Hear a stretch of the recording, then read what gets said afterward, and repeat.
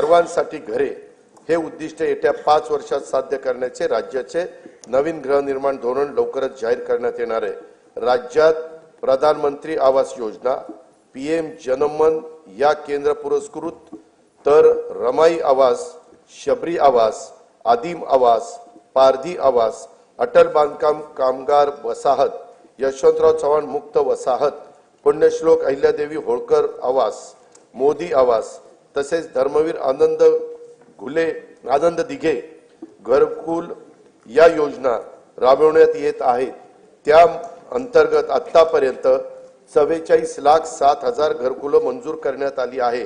प्रधानमंत्री आवास योजना ग्रामीण टप्पा 2 अंतर्गत सन 2024-25 करता 20 लाख घरकुलांच्या उद्दिष्टापैकी सुमारे 18,38,000 घरकुलांना मंजुरी दिली असून 14,71,000 लाभार्थींना पहिल्या हप्त्यासाठी 2,200 कोटी रुपये वितरित करण्यात आले आहेत। ही योजना राबवण्यात महाराष्ट्र देशात प्रथम क्रमांकावर आहे। लोकप्रतिनिधी आणि लाभार्थींच्या मागणीला प्रतिसाद म्हणून राज्य सरकारकडून या योजनेच्या अनुदानात 50,000 रुपयाची वाढ करण्यात येणार आहे।